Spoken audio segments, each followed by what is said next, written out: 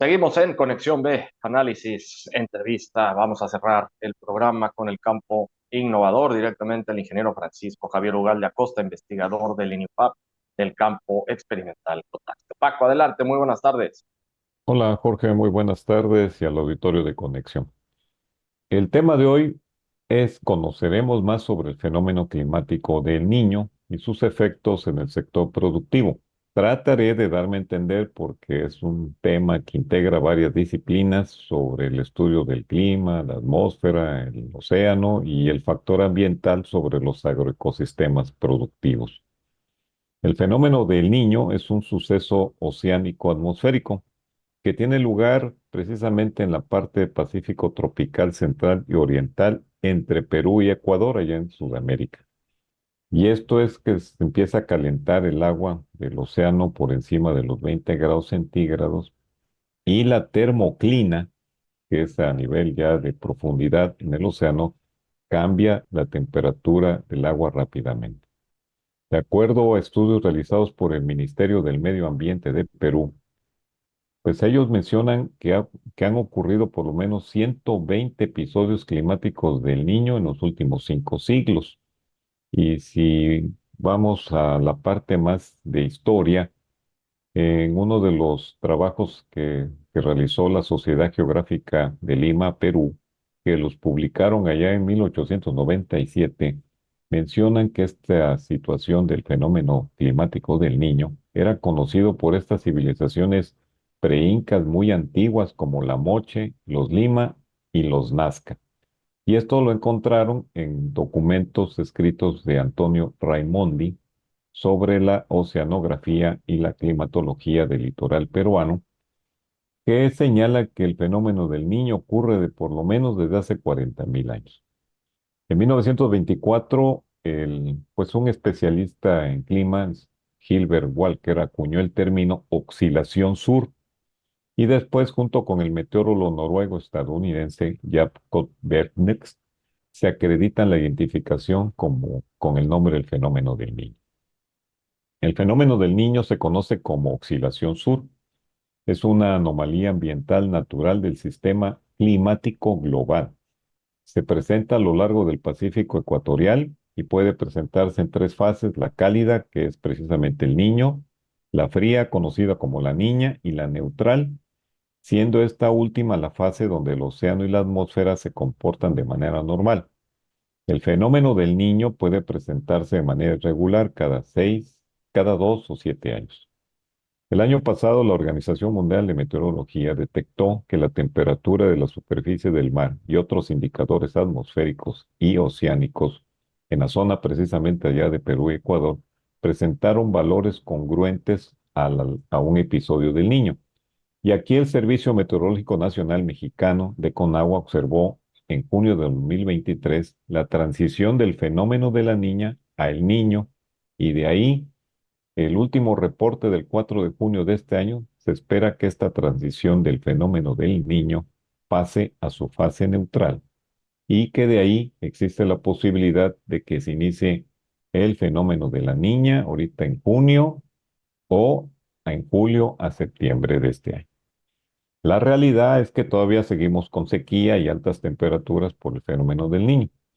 Y de acuerdo al reporte de la Administración Nacional Oceánica Atmosférica, conocida como NOAA, considera el fenómeno del Niño de este año como uno de los cinco eventos históricamente más fuertes registrados desde 1950 a la fecha. Espero haberme dado a entender con esta información. Sí, así es, Paco. Digo, es un tema que no es fácil, tampoco tan fácil de entender porque, bueno, tiene muchas variables, todo lo que conlleva a estos cambios atmosféricos, climatológicos, por supuesto. Pero bueno, estás dando el argumento del por qué hemos tenido estas olas de calor tan intensas y que efectivamente no han sido atípicas, ¿no? Digo, para estas fechas, en mayo, pues sí, generalmente sí se registran días muy calurosos, pero no todo el mes, ¿no? O sea, son 3, 4 días de agosto, pero no todo agosto, y ahora en junio ya estamos pues prácticamente por cumplir la primera quincena y no ha caído una sola gota de agua, ¿no? Entonces, para otras fechas, a finales de mayo, ya es cuando empiezan los aguaceros. Así es, así es. Y bueno, la palabra el niño, mucha gente lo refiere precisamente a que el cambio de temperaturas ocurría muy cerca de la Navidad, por eso es el tema ese del niño. Pero bueno, el aumento de estas temperaturas y esta variabilidad climática a la que te refieres, precisamente que está asociada al niño, generan pues un riesgo significativo para la seguridad alimentaria, porque la sequía en particular pues se presenta como una amenaza muy fuerte precisamente en Centroamérica y el sur de México. Tanto así que la Organización para la Alimentación y la Agricultura, la FAO, advierte sobre la necesidad urgente de adaptar los sistemas de producción agrícola a escenarios de sequías muy pronunciadas, donde millones de vidas y medios de subsistencia podrían estar en riesgo. En México, las actividades agropecuarias son altamente vulnerables frente a las contingencias climáticas, especialmente por la falta de lluvias y las consecuencias también de las temperaturas altas. Para que tengan ustedes una idea, en México se cosechan cerca de 188 millones de hectáreas de diferentes cultivos. El 25% solamente se produce con riego y el 75% de lluvia, o sea, de temporal.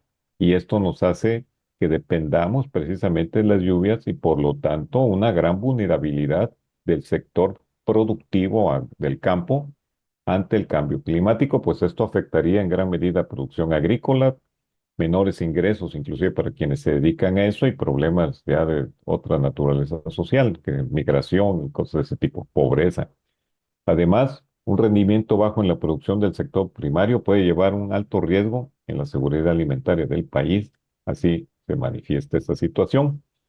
De acuerdo al reporte de este junio del 23, del año pasado, el Instituto de Ciencias de la Atmósfera y Cambio Climático de la UNAM indican que cada manifestación climática del niño es única, lo que complica la delimitación de un escenario específico para México. Pero lo primero que se observa es bajan las cantidades de lluvia en el centro y sur de México y eso va a generar desde luego sequía. Hay algunos dicen que ya la profecía se cumplió. Bueno, pues seguimos así en algunos lugares. Otro dato, de acuerdo al reporte del monitor sequía del Sistema Nacional de Meteorología de la Comisión Nacional del Agua, pues hasta hace poco existían 2.105 municipios con sequía moderada a excepcional, pero en términos generales casi el 85% de la superficie promedio de cada estado al mes de mayo estaban padeciendo sequía. En México, la tendencia cuando hay este tipo de fenómenos climáticos es que deja de llover y afecta precisamente el Golfo de México y el sureste. Y bueno, me fui a la parte económica, Jorge, y analistas financieros de especialistas precisamente de mercados agrícolas mencionan que el clima extremo puede provocar que las cosechas no sean tan productivas como en los años anteriores, lo que incide en la oferta del producto y en los precios, es decir, en la inflación.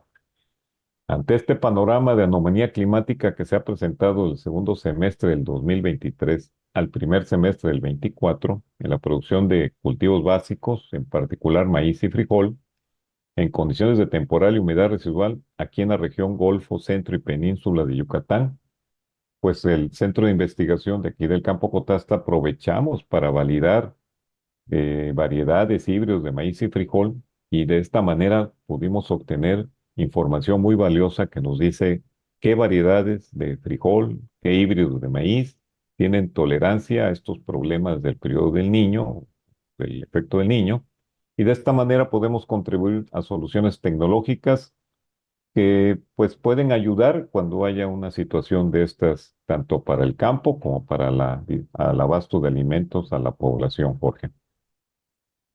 Pues muy buen tema, Paco, porque sí debemos de estar muy atentos al cambio climático, nosotros hacer y poner de nuestro grano de arena, hacer nuestra parte para no seguir perjudicando al medio ambiente, porque es una realidad el cambio climático y ya está golpeando, como bien cierras el día de hoy, Paco, pues al sistema alimentario mundial, no únicamente nacional, a nivel mundial. Así es, así es. Y bueno, pues me concluyo que pues nos tenemos que ir adaptando para convivir con estos cambios ambientales, precisamente más en el sector agropecuario, pues es la primera prioridad que tenemos la alimentación. y lo seguiremos haciendo con talento científico precisamente para contribuir a su mitigación. Buenas agrotardes. Igualmente, Paco, muchas gracias al ingeniero Francisco Javier Ugal de Acosta, investigador del INPAP del campo experimental Cotaxtla en el campo innovador. Con esto llegamos al final del programa. Muchísimas gracias a todos ustedes. Nos vamos este fin de semana. Vamos a estar el próximo lunes aquí en punto de las 5 de la tarde. Pásela muy bien.